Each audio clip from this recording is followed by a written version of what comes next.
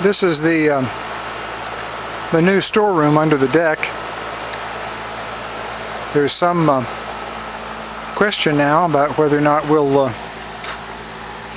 use this as a storeroom or maybe turn it into a ham shack. You can see we're standing on the south end of the deck looking north. The far end of the deck is in the distance there, out the other door. There's a small landing that leads you into the room. Hard to really capture the size of the room in a video. Forgive the bleached out view out the window. The room is approximately 12 by 14. 12 in this east-west dimension, 14 long. We'll walk down here to the other door. There's the balance of the deck underneath the deck. And we'll turn back and look into the room. There's the south end door. About 14 feet across at this point. Fairly low ceiling. The ceiling will end up being about 6'4", 6'5". Will require some special thought given to the way it's lighted. And looking to the east, you'll see the door to the crawl space of the main body of the house. Looking again to the northern door and to the southern door. Probably can't see much in the way of anything in the crawl space. Rather dark. Ooh, it's cool. Have a couple of fans and a dehumidifier running down here. So this crawl space is off of the workshop here, storeroom workshop. There's actually quite a bit of room, easily accessible and cool and dry storage that could be used right here. Back in the workshop storeroom. So the real question is how should this room be used? How should it be configured? It was originally conceived to be a workshop storeroom. I would use it as a workshop, also a storeroom. And then at some point it was suggested that, hey, maybe the ham station could be put down here. I can't imagine exactly what it would be like to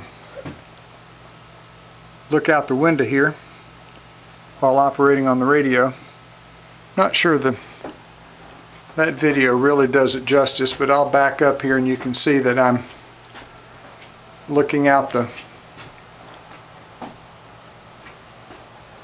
northern of the two windows.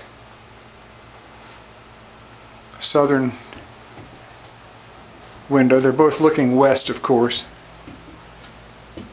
And hazy across the Sand Mountain. The backyard's a bit of a disaster right now, all the construction going on. We did do quite a bit of repair work on the footings. Let's go take a look at that. Trick will be to get down the hill here without taking a tumble down the brow. Isn't quite that bad, but almost. So what was done is the footings were dug out, framed up, and re-poured. And so they're really quite substantial now. And I think we'll do a nice job of supporting the deck.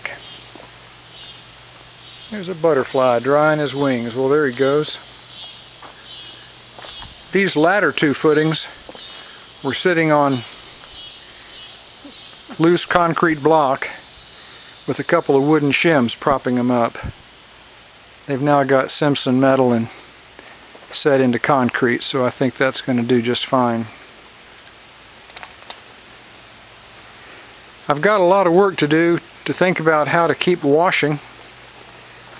Maybe a drain, a French drain that'll have to go in beside here. And then before the winter storms come, have to finish all of this up and figure out how to deal with the area underneath this little deck, or little room, by the way, I should say. So, not a lot of crawl space there. About 6 inches, 8 inches off the ground, back into there. But it's the facing here that needs to have to be dealt with, and close this off to keep out the critters. Alright, well there you have it. There's the brow down there, looking out into the valley. We can walk down and take a look back. Oh, what a mess. You'd think that we had some kind of construction going on here.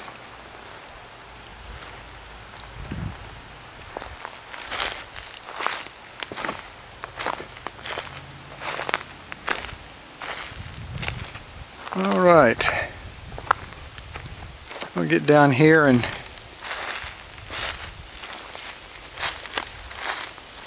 turn around. This is, by the way, looking west. Well, that's not too bad of a picture. You can see a kind of a dark cloud over there in the sky. Hole in the clouds there. Alright. And there's looking due south. Can you hear the cicadas and the wind in the trees? And there's